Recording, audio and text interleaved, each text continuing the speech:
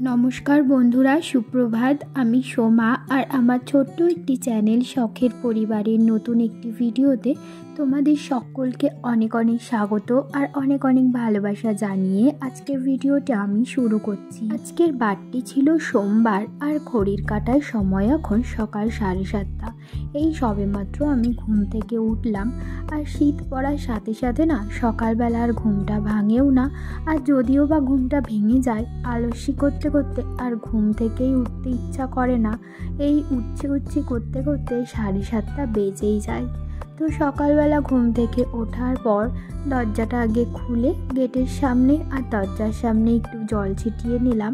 তারপরে ঘরে এসে চোখ মুখটা কিন্তু আমি ধুয়ে নিচ্ছিলাম। পরে লেগে পড়েছি বাসি কাজকর্ম করতে। এখনও ছেলে হাজবেন্ড কেউই ঘুম থেকে উঠিনি, তো সেই কারণে মশারিটা টাঙানোই রয়েছে। আর ঘরের ভিতরটা তো একদমই অন্ধকার, তো সেই কারণে আমি না লাইট জ্বেলে ভিডিও বানাচ্ছি। আর দেখো, কালকে না আমার হাত থেকে একটা দেশলাই পড়ে গেছিলো। তো দেশলাই যা কাঠি ছিল সমস্ত কিছু পড়েছে। কয়েকটা তো তুলেছি, আর কিছু না তোলা হয়েছিল না, সেগুলোই এখন ঝাড় দিতে গিয়ে বেরাচ্ছে। দিনে দুবার করে ঘর ঝাড় দেওয়া হয়, সকালে আর বিকেলবেলা। কিন্তু কালকে বিকেলবেলা না আর ঘরটা ঝাড় দেওয়ার আমি সময় পাইনি। তো সেই কারণে আজকে একটু বেশি ধুলোবালি বেরাচ্ছে ঘর থেকে। আর ঘর ঝাড় দেওয়া ঝাড়ুটা না ঝাড় দিতে দিতে একদমই ছোট হয়ে গেছে, দেখতেই পাচ্ছ।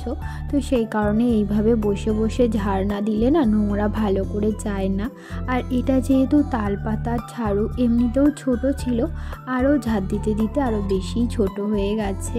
আর একটা ঘর ঝাড় দেওয়া ঝাড়ু কিনতে হবে খুব শিগগিরই। তো এই দেখো, আমি কিন্তু ঘর থেকে নোংরা বাইরে বের করে এনেছি ঝাড় দিয়ে। এখন ঝাড় দেবো সিঁড়িটা। তার আগে এই যে ঘরের সামনেটা একটু ভালো করে পরিষ্কার করে নিচ্ছি। আজকের ভিডিওতে আমি কিন্তু তোমাদের আমি সকাল থেকে রাত্রে ঘুমাতে যাওয়ার আগে পর্যন্ত কি করি সমস্ত কিছু শেয়ার করব, এটাই কিন্তু আমি ভেবে রেখেছি। তো দেখতে থাকো তোমরা ভিডিওটা, আশা করছি কিন্তু তোমাদের ভালো লাগবে। ঘরটা ঝাড় দেওয়ার পর এখন আমি সিঁড়িগুলো ঝাড় দিয়ে নিচ্ছি। রোজ দিন সকালবেলা ঘুম থেকে ওঠার পর আমার এই একই রুটিন থাকে, কিন্তু না তোমাদের সাথে শেয়ার করা হয় না। তার কারণ সকালবেলাটা এত তাড়াহুড়োর মধ্যে আমি বাসি কাজকর্ম কমপ্লিট করি, তো তখন আর ক্যামেরা নিয়ে এদিক ওদিক করার না আর সময় থাকে না। আর ক্যামেরা নিয়ে এদিক ওদিক করতে গেলে কাজের অনেকটাই দেরি হয়ে যায়। তো সেই কারণে আর কি তোমাদের সাথে এই সকালের রুটিনটা শেয়ার করা হয় না। তাই আজকে ঘুম থেকে ওঠার পর থেকেই শুরু করে দিয়েছি ব্লগ করা। তো সমস্ত কিছুই ভেবেছি তোমাদের সাথে শেয়ার করব। সিঁড়িটা ঝাড় দেওয়ার পর আমাদের ঘরের সামনে কিন্তু একটা বড় উঠান মতো জায়গা আছে, যেখানে ওই গাড়ি টাড়ি রাখা হয়। গাড়ি বলতে আমার হাজব্যান্ডের বাইক, আর আমার শ্বশুরমশাই যেহেতু টোটো চালান, তো ওনার টোটোটাও এখানে রাখা হয়। সেই জায়গাটাও কিন্তু আমি ভালো করে ঝাড় দেওয়ার পর চলে এসেছি রাস্তায়। আর রাস্তার সামনেটাও একটু ঝাড় দিয়ে নিলাম। তারপর পাপোশগুলো যেটা যেখানে থাকে সেটা সেখানে আমি পেতে দিচ্ছিলাম। তারপরে চলে গেছিলাম আমি স্নান করতে। আর স্নান করার আগে কিছু জামা কাপড় ছিল, সেগুলো ধুয়ে তারপরে কিন্তু আমি স্নান করে এসেছি। আজকে না খুব একটা বেশি জামা কাপড় ছিল না। আর কালকে রাত্রে মাথায় চুপচুপ করে তেল দিয়েছিলাম, ভেবেছিলাম আজকে সকালবেলা শ্যাম্পু করব। কিন্তু আজকে সকালবেলা উঠে এতটাই ঠান্ডা লাগছিল, আর তার মধ্যে তো আমার এমনিতেও ঠান্ডা লেগে আছে, তাই শ্যাম্পু করার আর সাহস পেলাম না। কিন্তু কালকে ভাবছি শ্যাম্পুটা করেই নেব। চুলে তেল দিয়ে না আমার বেশি দিন থাকতে ইচ্ছা করে না। আমি তো যেদিন তেল দিই তার পরের দিনই সকালবেলা উঠে শ্যাম্পু করে ফেলি। আর সত্যি কথা বলতে আমার অনেক দিনেরই অভ্যাস রাত্রেবেলা করে মাথায় তেল মাখা। বিয়ের আগের থেকেই আমি তেল মাখি রাত্রেবেলা করে, আর সকালবেলা উঠে শ্যাম্পু করে ফেলি। তো এই তো যে কটা জামা কাপড় ধুয়ে দিয়েছিলাম সেগুলো মেলে দিলাম। আর ওপরের বারান্দায়ও কিছু জামা কাপড় মেলেছি, সেগুলো আর শেয়ার করলাম না।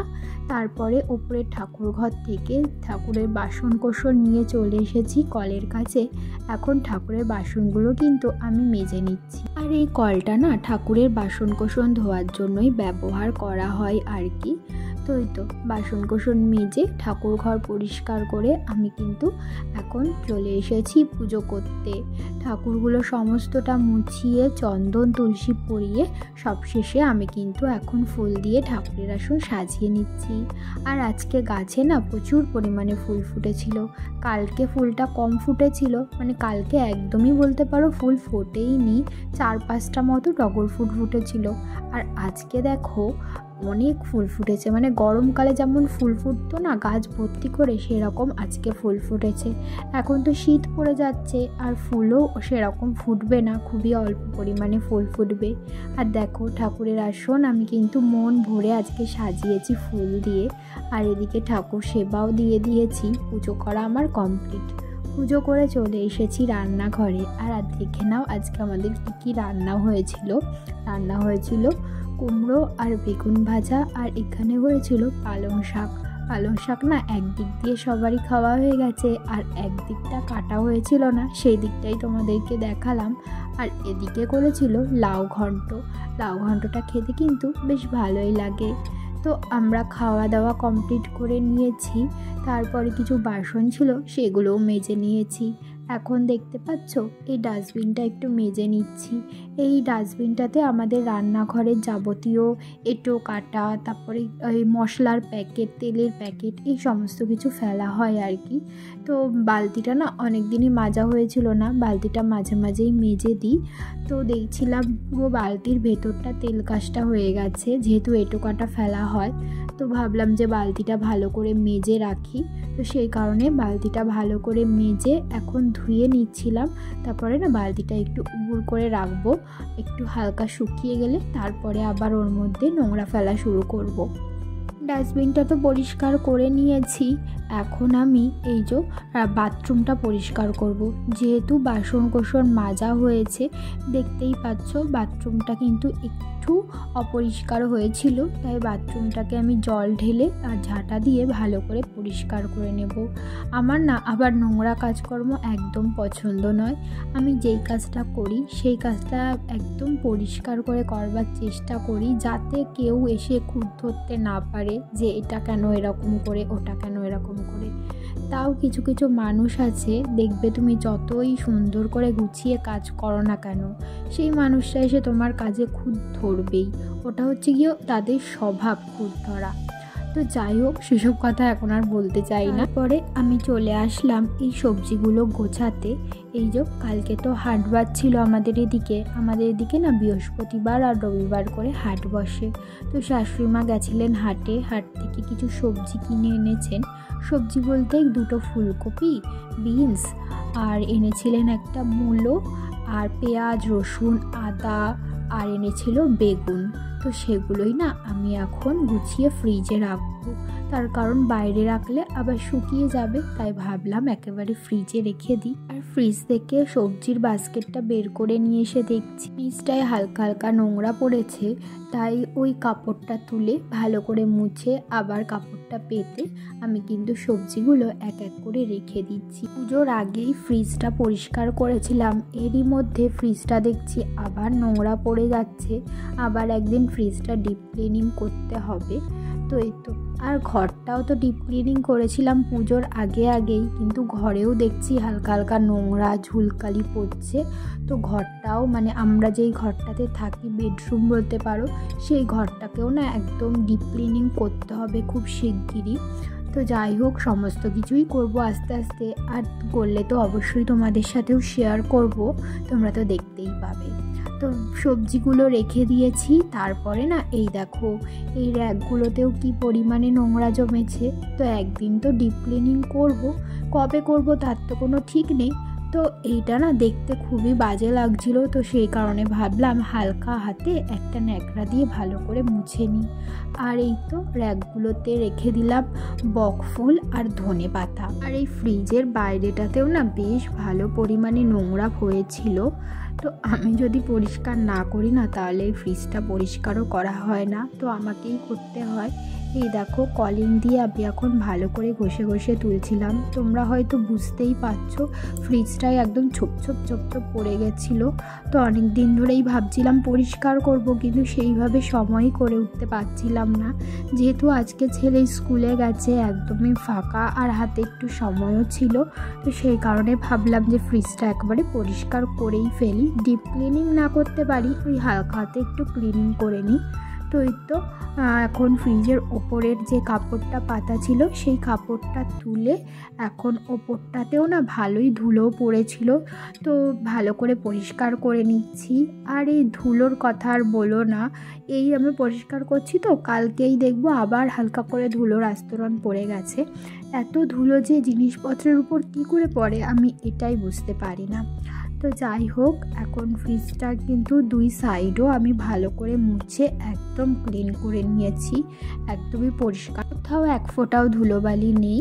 তো ওদিকে ঘরের কাজকর্ম সেরে আমি চলে আসলাম বারান্দায়। আর শাশুড়িমা সকালে শাশুড়িমায়ের এই শাড়িটা ধুয়ে মেলে দিয়েছিলেন, তো সেই শাড়িটাই না পুরো শুকিয়ে গেছিলো, তাই তুলে নিলাম। আর বাইরে আজকে সকাল থেকে বেশ ভালোই রোদ দিয়েছিল, এই কয়দিন না বেশ ভালোই রোদ দিচ্ছে।